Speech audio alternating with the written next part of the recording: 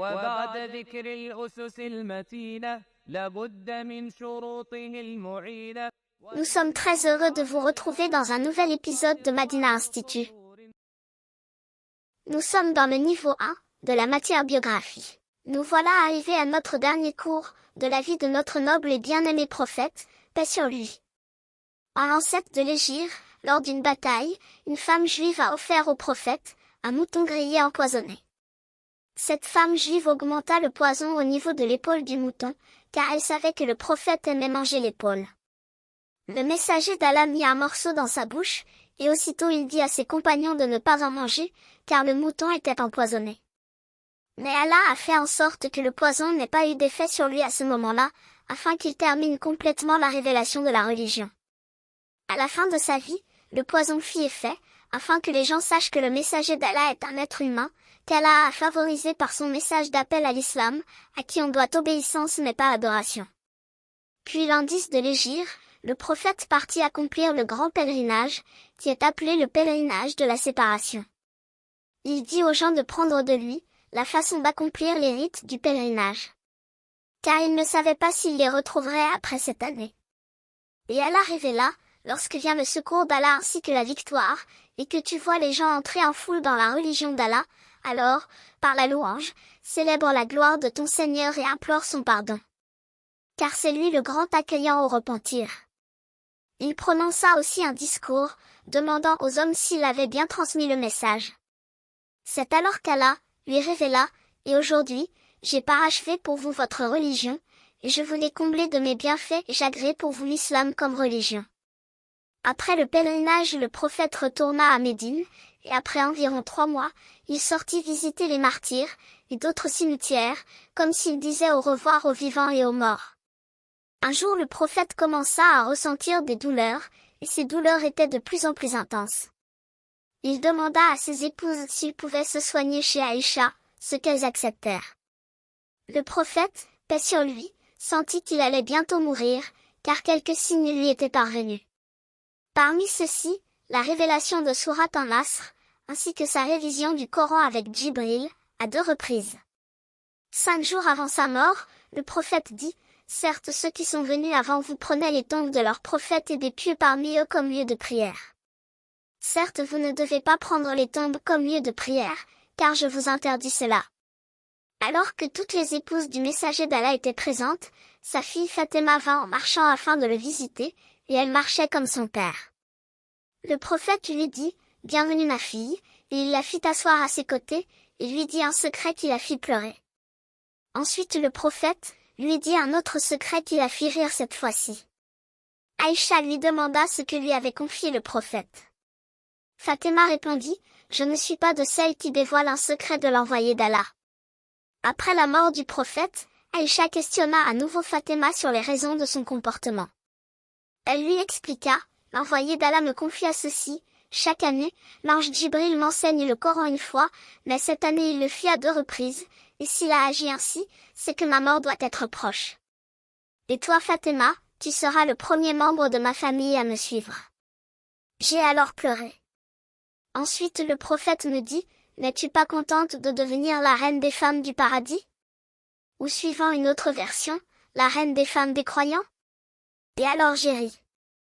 Lorsque son état s'aggrava, le prophète ne put plus sortir de chez lui. Il ordonna à Abou Bakr de présider la prière.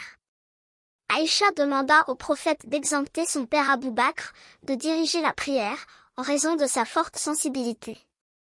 En effet, ce dernier ne s'arrêtait pas de pleurer lorsqu'il lisait le Coran. Mais le prophète refusa. 1 ou 2 jours avant sa mort, le prophète, paix sur lui, se sentit suffisamment fort pour accomplir la prière dans la mosquée. Il sortit, s'appuyant sur des compagnons afin d'effectuer la prière, et Abou Bakr voulut le laisser présider la prière. Mais le prophète demanda à Abou Bakr de rester à sa place pour la diriger. Le dernier jour, alors qu'Abou Bakr présidait la prière de l'aube, les musulmans furent surpris de voir le prophète soulever le rideau de la chambre de Aïcha. Il les regarda et sourit plein de satisfaction. Lorsque le jour se leva, le messager d'Allah ordonna aux musulmans d'être assidus et sérieux dans l'accomplissement de leurs prières, et leur fit d'autres conseils. Le plus important d'entre eux est la mise en garde contre le polythéisme. Lorsque les affres de la mort se firent sentir, Aïcha l'appuya contre elle. Elle dira après son décès, une des faveurs qu'Allah m'a accordées, c'est d'avoir fait que le messager d'Allah soit mort dans ma chambre, le jour qu'il me consacrait, la tête entre ma poitrine et ma gorge. À ce moment, le prophète trempait sa main dans un seau d'eau, et la passait sur son visage en disant, « Nulle divinité n'est digne d'adoration si ce n'est Allah, certes la mort a des affres. » Il voulut utiliser le siwak, et Aïcha lui a soigneusement ramolli avant de lui donner. Puis, il leva sa main ou son index, regarda vers le plafond et murmura, aux côtés de ceux de ta grâce, ainsi qu'avec les prophètes, les véridiques, les martyrs et les bienfaisants.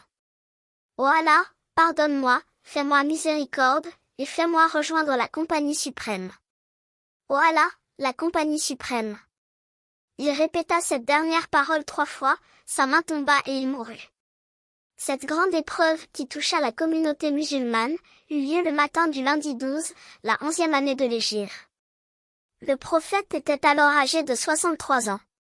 Cette terrible nouvelle se propagea à tel point que tous les habitants de Médine furent tristes.